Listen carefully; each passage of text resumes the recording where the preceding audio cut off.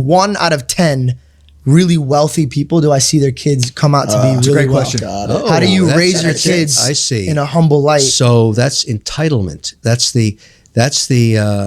So let me tell you a story on that one that saved my ass. And, you know, I've applied to my own family. When I was graduating college, my mother came to the graduation. She said, I've got great news. I'm coming to the graduation. But I also have some other news. No more checks. And I said, what do you mean? Because she'd been paying for college and my rent and everything. And she said, the dead bird under the nest never learns how to fly. I said, what the hell does that mean? She said, no more checks. I'm not writing any more checks. You're going to have to figure this out on your own.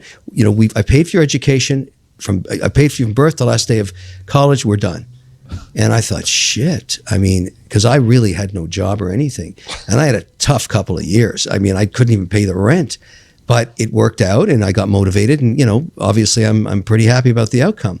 So when I had my first big liquidity event, when the learning company got sold, it got sold for about $4.2 billion. And there was 10 of us that were founders. So we woke up the next morning and said, shit, we're rich.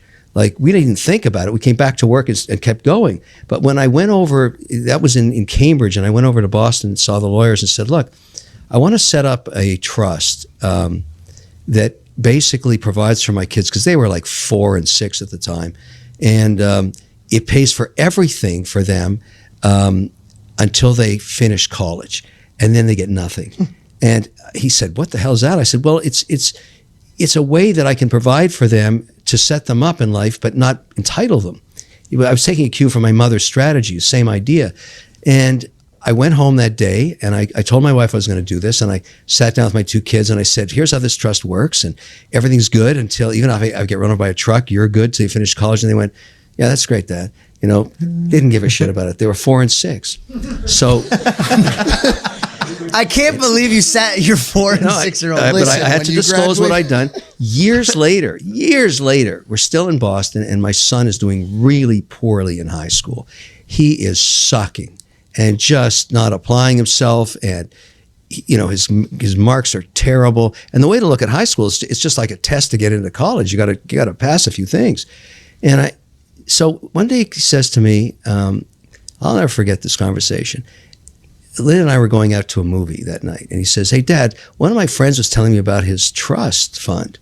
And what does my trust fund look like? And I said, well, I don't know about your friend's fund, but here's how yours works. If Mom and I get run over by a truck, you're good until you finish high school, because it doesn't look like you're going to college. He said, well, what do you mean? I said, well, the trust only pays till you finish college. Then it's done. He says, what do you mean it's done? I said, it means no more checks. And I said to him, the dead bird under the nest never learns how to fly. And he said, what the fuck does that mean?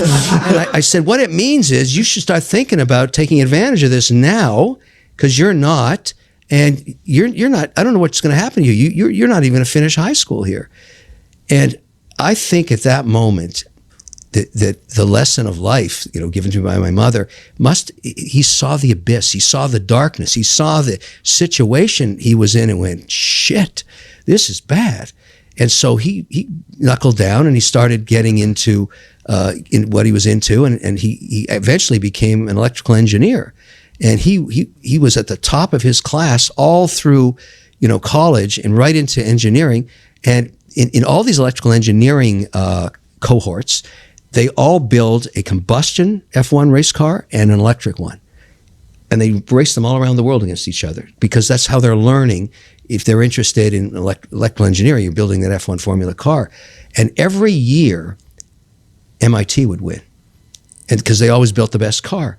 Well, in Trevor's case, he became the captain of the team, and he worked on the software that released the energy out of the battery in a different way, and he beat MIT. And so the Tesla guys came over and said, who are you guys? And he went to college in McGill.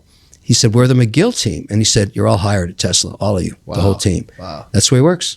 That's where he lives, in San Francisco. Wow. So that's cool. That's the lesson of the dead bird right there. Yeah. Applicable advice too. I'm going to do that. Yeah, because you can take care of them in health issues, but if you guarantee them a free ride and they never have to take any risks, they won't. Yeah. And you'll destroy their lives. It's the worst curse you could do. Yep. Everybody knows people that have really screwed up rich kids. And they made that mistake. They just made it too easy for them. It's not going to happen in my family. And my trust goes, in multi-generations. When he has kids, even if they're not married, it takes care of them to right the